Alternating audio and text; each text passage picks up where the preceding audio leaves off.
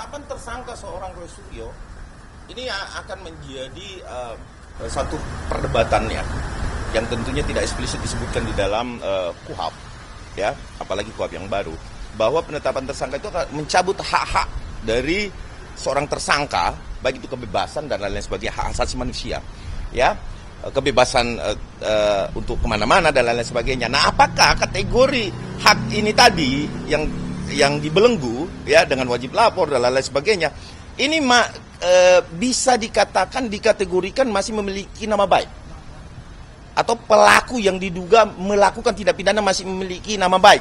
Nah, ini menjadi perdebatan yang menarik buat saya, bahwa bagaimana kita meyakinkan penyidik tentu dengan kepiawaian narasi dari jawaban pemeriksaan hari ini, bahwa apa yang kita tuangkan di dalam pemeriksaan tentunya narasi-narasi yang bisa mengcounter dan alat bukti, ya. Berbeda ketika kita mengatakan bahwa Anda memiliki jasa palsu tapi kita tidak punya bukti, ini loh yang palsu dan ini loh yang asli. Nah, ini yang berbeda, ya, berbeda sekali. Jadi biar publik memahami bahwa counter itu adalah kenapa kita ngomong seperti ini, karena ada ini. Nah, ini untuk tidak supaya membias dari pemeriksaan yang ada, saya tidak mungkin menjelaskan di sini, nanti teman-teman bisa tanya ke penyidik. Tetapi apa yang dinarasikan tentu ada counternya. Ada hal di mana, katakanlah, saya kasih contoh, ijazah palsu, ya, misalkan. Saya menuduh seseorang ijazah palsu, saya harus menunjukkan ini aslinya, ini palsunya, sama dengan diksi atau narasi. Nah, ini yang perlu di counter, bahwa diksi yang dinyatakan oleh seorang Agri Fanani, klien saya, apakah itu bisa dikategorikan tindak pidana atau bukan? Nah, ini tentunya bagaimana seorang lawyer dan seorang terlapor bisa saling berdiskusi untuk bagaimana menjawab ini semua. Tapi alhamdulillah 60 pertanyaan itu dijawab dengan bagus. Nah, karena di dalam bukan cuma saya, ada Pak Lecu juga. Nah, Pak Lecu bisa menambahkan mungkin sesuatu. Jadi ya. Gini, ya. Ini memang kalau saya lihat ini laporannya ini kok seolah-olah menyudutkan klien kita gitu, ya. Padahal tidak ada di sana dugaan pencemaran tuh, nggak ada. Ya kan? Mencemarkan apa yang mau dicemarkan? Orang dia pun sudah tersangka. Ya kan? Dan ingat loh, ya, dia melakukan pelaporan ketika statusnya masih tersangka. Ya, karena dia ditetapkan tersangka di November tahun lalu, tahun 2025. Tanggal 7 November 2025, kemudian dia membuat pelaporan terhadap klien kita Bang Agri Fanani dan kawan-kawan itu pada Januari 2026. Jadi memang setelah dia ditetapkan statusnya sebagai tersangka. Oke? Nah, sekarang dia bilang dia dicemarkan. Kan bingung kita. Orang dia datang ke Polda membuat suatu laporan dalam status dia sebagai tersangka. Sehingga menurut kami, ya kan, ini saya gas juga tadi penyidiknya. Ini penyidiknya juga kalau saya lihat kok terlalu berpihak gitu loh. Makanya saya bilang tadi, jangan berpihak, ini harus netral, ya. Jangan coba-coba perkara mau dimainkan. Nah, saya bilang nanti saya sikat, ya. Jadi saya minta kepada Propam untuk mengawal, ya. Pak Kabid Propam, saya minta Kombes Pol Raju Harahap, saya minta untuk kawal perkara ini, ya, perkara Roy Suryo melaporkan klien kami bernama Pak Agri Fanani dan kawan-kawan. Ya kan, ini terkesan seolah-olah penyidik ini kok berpihak gitu loh, ya, tidak netral gitu. Penyidik itu kan harusnya netral, ya kan, memberikan, bertanya dengan baik, ya kan, dan segala macamnya dengan baik lah. Artinya kami boleh menjawab dan sebenarnya Boleh tidak menjawab, boleh juga tidak menjawab gitu loh, ya. Nah, cuman nggak apa-apa, 60 pertanyaan kami sudah jawab semuanya, nggak ada yang kami persulit penyidik. Nah, cuman penyidik juga jangan coba-coba mempersulit kami, ya. Nanti saya proses ke Propam Mabes Polri gitu, ya. Nah, itu dari saya. Nah, ada tambahan? Cukup ya. Jadi rekan kita, Bu Somi, cukup? Oke. Kamu? Mas. Jadi ini pengacara-pengacara muda, ya. Ya. Pengacara-pengacara muda, karena memang kita berprinsip kayaknya lawannya pengacara muda nih. Ya, Gen Z. Nah, pengacara-pengacara kami cukup handal di bidang pidana karena memang mulutnya pidana. Jadi teman-teman bahwa narasi-narasi yang seolah-olah menjatuhkan, saya kasih contoh bocoran. Yang dilaporkan Mas Roy Suryo itu adalah KTP yang tidak cocok dengan S1-nya, ijazah S1-nya. Nah, tidak ada diksi di situ mengatakan bahwa ijazah Anda palsu, tidak ada. Anda boleh putar ulang itu. Ada nggak di situ dikatakan bahwa Roy Suryo memiliki ijazah palsu? Nggak ada itu. Nah, jadi tidak ada diksi yang seperti itu. Bahwa kemudian itu berbeda, itu disimpulkan oleh publik sendiri.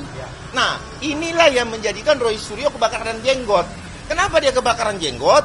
Karena dia menganggap bahwa tidak ada lagi, apalagi alasannya ketika kemudian ini sudah sampai ke tahap ujung laporan terhadap dirinya oleh Bapak Haji Insinyur Joko Widodo. Nah, ini semua saya rasa bias. Kenapa? Karena ini main hantam kromo nih, ya. Saya ingatkan. Nah, saya ingatkan pada publik juga, ya, baru-baru ini banyak sekali. Saya menyinggung ini kenapa? Banyak sekali permainan narasi yang dibuat-buat menyerang pemerintah, menyerang presiden, menyerang bahkan tokoh yang kita anggap dulu tokoh, seorang reformis, ya. Kebetulan saya bersama di 98 itu, walaupun saya bukan pimpinan di demonstrasi pada saat itu, tapi kami tahu pada saat kami berada di atapnya DPR RI. Tetapi saya perlu ingatkan bahwa menyudutkan pemerintah dengan menyerang personal itu adalah pelanggaran etika di dalam ketokohan Anda. Kalau saya menjadi Anda, saya tidak mungkin melakukan itu. Kenapa? Itu harus buktinya konkret loh. Dan ingat, ya, kita semakin tua dan berumur, tentunya marilah, ya kan, ngayomin dong. Berikan kami saran, berikan kami masukan untuk bagaimana melaksanakan pemerintahan yang baik, yang bersih, non korupsi, meningkatkan devisa. Itu dong. Jangan menarasikan hal-hal yang bersifat private. Ya kan, itu tidak ada kepentingan rakyat di situ. Ya, saya ingatkan lagi bahwa ini sudah banyak. Kemarin saya nggak mau tanggapi sebenarnya, tapi hari ini saya tanggapi hal-hal seperti itu. Bahwa hati-hati bernarasi. Anda sebagai tokoh, berikan kami contoh pemuda-pemuda ini bagaimana menjalankan pemerintah yang baik, yaitu terutama Bapak Prabowo dan Gibran, untuk menjalankan pemerintahan ini lebih baik. Bahwa berbangsa bernegara ini, hentikan narasi. Inilah yang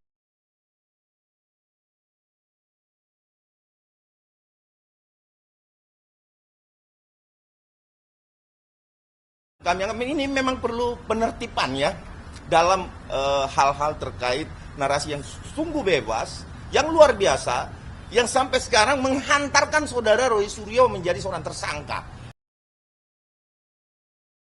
Ini karena kebebasan ini tadi, yang artinya tidak ada lagi di samping itu tokoh-tokoh pun ikut gitu loh.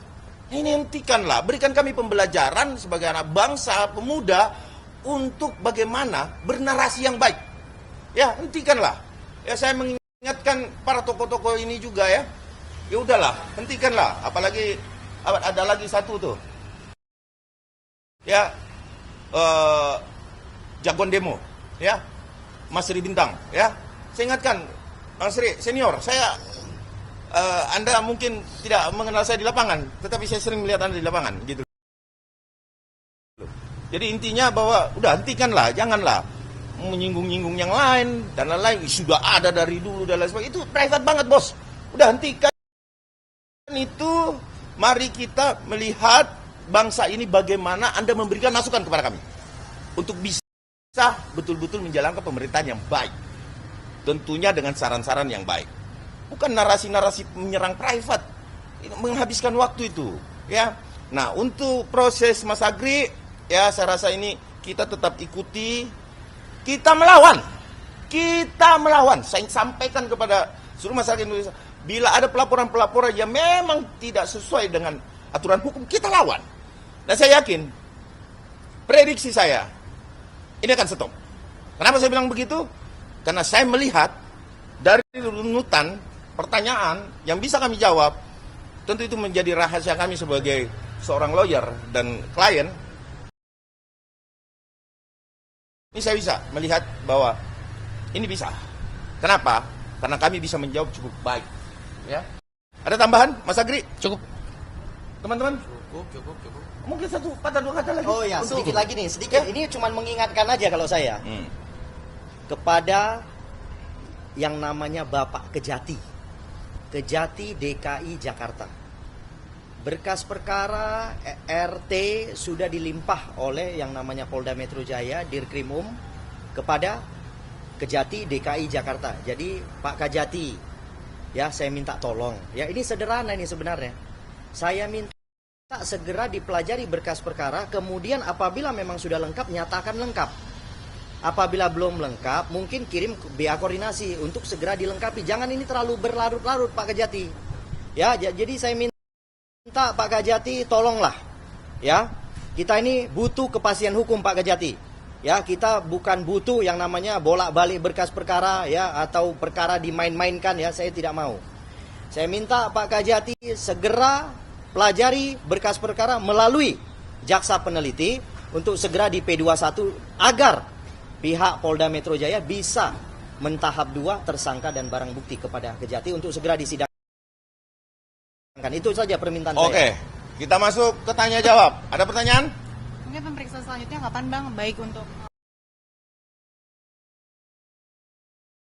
Pak Haji atau yang lain? Saat ini pemeriksaan sudah sampai pada 4 orang.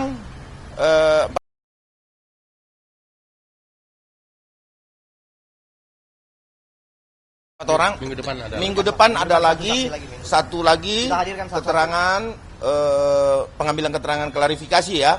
Termasuk Irjan, kemudian ada Boy ya. Itu mungkin akan diperiksa semua. Karena kenapa? Penyidik juga sangat mengejar ini. Saya melihat bahwa tidak diberikan juga kesempatan untuk menunda. Ya, kita bilang bisa nggak 2 minggu lagi? Oh nggak bisa, Bang, 1 minggu lah. Wah ini saya lihat betul-betul. Tapi nggak apa-apa. Tendensi Apapun tendensi yang dilakukan penyidik itu adalah kewenangan penyidik. Kami tidak pernah mau komplain itu. Silakan, monggo. Tetapi kalau kami bisa menjawab itu, ya Anda juga harus memahami itu dong. Hati-hati juga dong, karena semua ada proses hukum, ya toh. Jadi itu yang akan kita lakukan. Tetap minggu depan mungkin dijadwalkan ada 1 lagi atau langsung random 2 atau 3 orang. Ya, ada pertanyaan lain? Saya tambahkan 2 saja. 1 tentang materi pemeriksaan, tapi 1 saja karena sudah dibuka. Yang lainnya itu menjadi materi pemeriksaan berikutnya. Apa itu adalah konten saya tentang beda nama Roy Suryo di ijazah dengan KTP. Ya, saya bilang ini beda namanya. Monggo dinilai sendiri. Mau ikut KTP berarti ijazahnya harus dilakukan revisi. Mau ikut ijazah berarti KTP-nya harus dilakukan revisi. Itu saja. Yang terakhir, Roy Suryo, jangan khawatir, pelaporan Anda diproses dan kita juga mengikuti dengan baik. Itu saja. Terima kasih. Oke, terima kasih ya. Terima kasih. Oke, nggak ada pertanyaan lagi? Oke, terima kasih ya. Terima kasih ya.